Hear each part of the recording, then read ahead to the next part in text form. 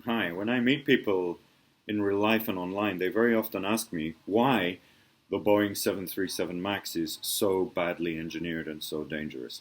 So here is my reply in this video. But who am I? My broad brush with aviation has mostly been connected with general aviation peripherally in various countries, but most recently with Air France Pilot School in Paris 2007 to 8. I was brand strategy lead for the M&A launch of UAC, the United Aircraft Corporation, out of Moscow in 2007, which includes brands such as MiG and Sukhoi. More recently, I coordinated the brand experience launch from a brand strategy perspective with FMI Air, premium commuter airline in Myanmar. Last year, I led PR crisis management project here in Southeast Asia for one of the major airline constructors. And if you haven't heard anything about it, then hopefully I think we did an okay job. And here is my opinion. So this video is mainly about why the 737 MAX issue has mostly been about a public relations crash for manufacturer Boeing. Two inadmissible, inconceivable, and tragic accidents happened. Firstly, on the 29th of October 2018 with Lion Air in Indonesia, and secondly, in Ethiopia on the 10th of March 2019, both connected to the Boeing 737 MAX aircraft. The week after the Lion Air Indonesia accident, I myself was a passenger on the 737 MAX aircraft 4 times in both the MAX 8 and MAX 9 on Lion Air around Indonesia. And although I was a bit unsettled by the fact that I was taking the MAX aircraft with Lion Air the week after that airline had crashed it, I found the 737 MAX to be a fantastically smooth, very quiet, roomy aircraft, even in low cost. And the handling, the fantastic engine management, the aircon, everything on board seemed to be really absolutely stellar. I felt quite refreshed after my medium-haul flights. I tried sitting over the wings, I tried sitting at the back to see how that felt, and it was overall pretty relaxing. And I think it was a real upgrade on the 737NG, the previous model, which is a very safe model that's been tested for over 50 years. Now, I think the 737 MAX is an example of stretching the existing aircraft very successfully. And of course, let's not forget that what we have been doing now for many decades is stretching basically reliable 1950s technology in little incremental steps in the airline industry, making it extremely safe and cleaner. But how do we get to the point where Boeing and 737 MAX now mean extreme danger, bad design, and evil corporate America? So although in mass media around the world and with social media starlets, now you have the evangelization of so-called truths arriving from various political and profit-orientated agendas, I am now telling you that there is only one relevant technical fact about the 737 MAX crashes, aside from the public relations crash, so please check it for yourself, but here it is. MCAS software. So, one should not confuse, I feel, the MCAS software segment, which is a piece of code that's been patched into the plane. We not confuse that with the overall aeronautical engineering of the 737 MAX. The engineering, the design, the technical specification, and the styling of the plane, which are great.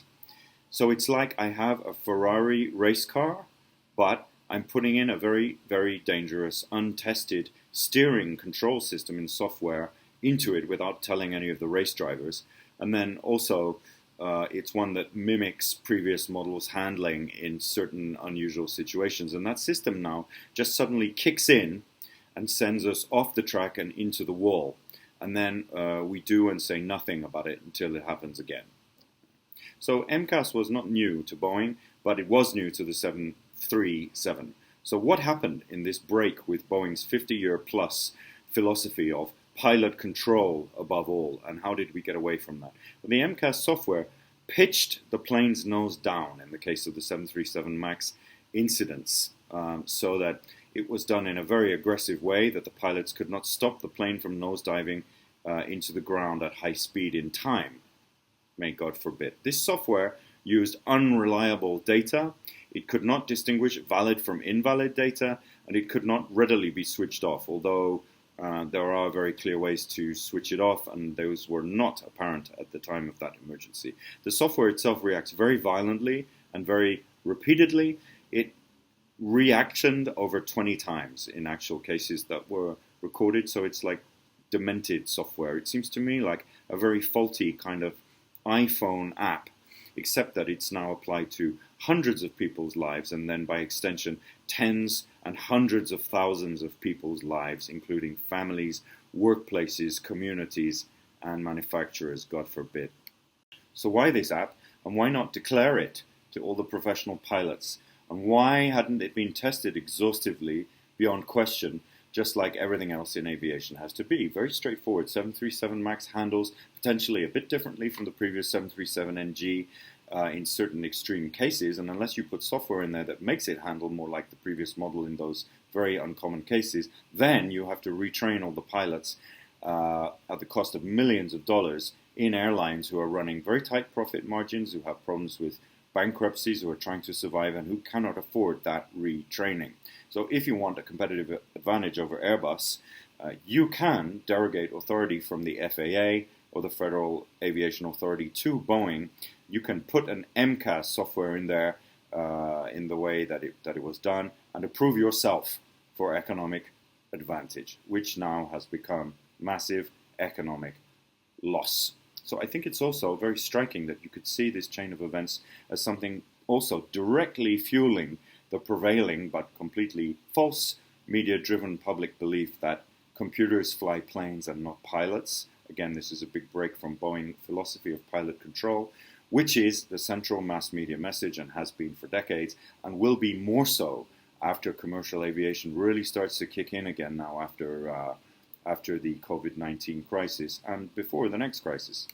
So just my opinion, if you would remove MCAS, and even if you've just had an iPad course for flight crews that talks about center of gravity on the MAX aircraft in certain extreme situations, which the iPad course did not talk about, or even it tells you how to switch the MCAS off, then you would never have had the accidents in 2018, 2019, and also the MAX would have still been flying since then. So now I guess a lot more training than was intended in simulators, it seems, is about to come up with that, with a great cost impact, because more than 4,000 MAX aircraft still haven't been delivered.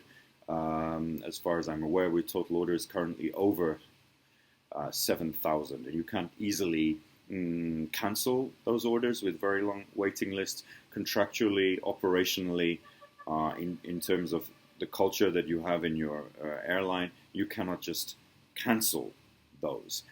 Meanwhile, of course, we've had over 1 year now of inability. We've been unable to get the 737 MAX back into the air with bureaucracy, government bureaucracy worldwide, politics, public confusion, and a lot of airline bankruptcies going on in the background, and the added market impact now from the crisis of 19. So what was the Boeing 737 MAX PR, or public relations, crash?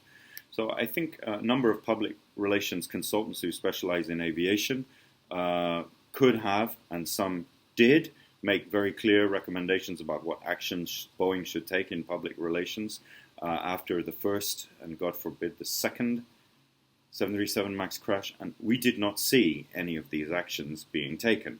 And they have not been taken, which include, but not limited to, for example, regular press conferences and media releases showing humanity, empathy, actions being taken to support victims' families, activities to support local communities affected by the disasters in a more than cosmetic way. What we're doing to ensure that these crashes never happen again. Why did these crashes happen in the first place? What are we doing to fix the MCAS software exactly? Having the MCAS software as open source code, which is a very clear trend going forward. And when will the 737 MAX be flying again? So we did not see any of these. On the contrary, American media became obsessed with one thing: Boeing's share price, which has now plummeted, whilst the manufacturer awarded their executives, who they were firing, hundreds of millions of dollars in severance pay. So it looks like a textbook case in how to destroy your own company and take your country's reputation down with you. So what really happened with media and the 737 MAX? Why is it a public relations crash? And I think when the cat is away, the mice come out to play. This is exactly what we saw here in terms of media treatment of Boeing. So without forgetting a left-right political agenda, creating an imaginary Airbus, Boeing, Europe-US conflict and intrigue in media over this based on total falsification of technical facts and business facts. Notwithstanding that, media everywhere gradually blackened Boeing's name over a period of very long months through hyperbole, hysteria, conjecture, technical confusion for media, political and advertising reasons, all of which could easily be predicted that would happen until such a time as the 737 and the Boeing company now rhyme with unsafe aircraft, bad design, and evil, callous corporate America, and evil, callous free market capitalism, which is the message that we are intended to receive currently throughout the Western world. This has caused tens of billions of dollars of losses to Boeing, and the American taxpayer has to pay for those tens of billions of dollars of losses. Can that be afforded? Tens of thousands or more job losses have happened at Boeing and suppliers, so destroying communities there in terms of the people who build the plane, and the stopping of the 737 MAX production line with huge losses to airlines, in addition to the losses now being incurred with the 19 economic crisis and other economic factors, for example, the bankruptcy of many airlines going forward 2018 to 2019. So I don't know when the 737 MAX will be flying again, but there seems to be an industry consensus now that passengers can't tell the difference between the 737 MAX and some other kind of aircraft. And I've heard many very expert people saying that passengers won't be able to tell the difference. I would suggest that that consensus is incorrect. Just like, for example, by way of an allegory or parallel, when the UK Prime Minister in the United Kingdom in 2016 launched a Brexit referendum in the UK to leave the EU, and expecting the result to be that British people didn't know what Brexit was, and then that turned out to be completely incorrect. And since then, there's been a huge denial of that within the British political establishment. However, I think that with work and time, the 737 MAX reputation and Boeing reputation can be repaired, and the 737 MAX can actually be a big success for many years going forward, as its basic engineering, high performance, cleanness, and economy are just outright winners in the market. Let's just have a quick look at mixing the 19 viral crisis with commercial aviation at regulatory level and what it means in media. So the PR crash of Boeing looks quite like what's happening now between airlines and governments, mixing draconian civil economic lockdowns with the hyper-complex commercial aviation safety environment. So just like the 737 MAX PR crash, the current standoff between regulators and airlines who are fighting to survive really puts huge stress on independent airlines, and it's likely to put them out of business. It creates a potentially unsafe environment in terms of operating procedures, and it will generate massive media hysteria, mixing up civil social distancing procedures that we may feel are completely justified, together with intensely technical and delicate aviation safety procedures relating to pilots, flight crews, and maintenance. Returning control, therefore, of commercial aviation away from independent operators and airlines who democratize that travel, and away from serving ordinary people and going back more than ever to being an aviation world that is controlled by government elites. So let's not forget the decades-old mass media portrayal in many countries of commercial aviation as highly dangerous and quite random in any time an incident is reported, and routinely misreported by media, especially low-cost carriers and independent non-state airlines. This is a long-standing smear campaign by state media in Europe in particular, but has no objective basis or root in objectivity. We are referring to TV channels and other media throughout the US, the EU, and beyond, with reporting of aviation incidents systematically to look like planes are really being flown by computers and not pilots. Pilots don't really know what they're doing. The whole world of aviation safety seems mysterious, confusing, self-contradictory, a world of high risk where all kinds of terminology is employed that refers to basically absolutely nothing that really exists. To depict commercial aviation as intrinsically unsafe, to explicitly favor state airlines, flag carriers, and where fantastic safety has been implemented now for many years, 100% on the shoulders of extremely qualified and responsible commercial airline pilots. However, not recognizing their role in any manner, shape, or form, but minimizing their role, thus tending again to reserve air travel as the domain of the wealthy, which it used to be and will do again.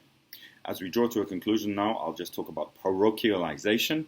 So parochialization means splitting things into little duchies or little countries or little states like we used to have in the 19th century.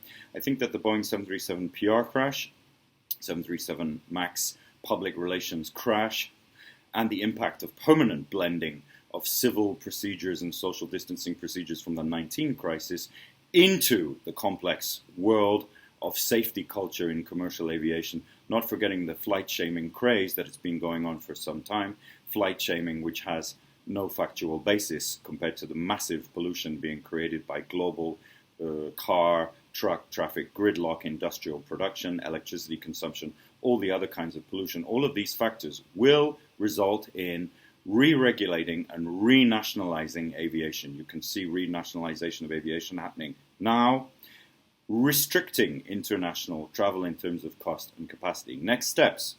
So, in conclusion, I think the parochialization is part of a survival stance by nation states, albeit overseen at a supranational level that's implemented on a state-by-state or country-by-country lockdown style, restricting global movement and restricting freedom of peer-to-peer communications in the air, but also on the internet and many other places, all of which are policies that are explicitly and openly on the table in parliaments worldwide at this time, led by former Western democracies. So all of this is underpinned by behavioral cognitive training, which is implemented by media.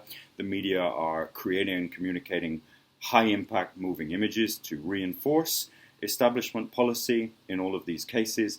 And who is creating the high-impact moving images? It's advertising hacks and ad sales people reinforcing establishment authority. And the advertising hacks in media now enjoy far more authority than any actual expert or experienced person or specialist in aviation, in medicine, or in climate science, or in any domain that you want. And this is going on against a background of rising xenophobia and domestic societal divisions in populations throughout the world. And therefore, in parting, I think the real question is, why is this being done? And why should we vote for parties who have no policies except to lock everyone down, lock all economic activity down, whilst constantly talking about setting populations free with fictitious rights they're unable to deliver, based on identity politics labels that don't correspond to individuals, their personal aspirations, desires, personalities, and their ability to participate in an economy and in a society. So the only future now, I think, is to avoid another global war. How do we do it? As it's looming at the moment, we need to move to only policies that favor economic freedom to reconstruct a responsible society, where people would be focused on working together to build knowledge, wealth, sustainable infrastructure in order to create a peaceful present and a prosperous future. And the motto is create, collaborate, communicate. Thank you very much.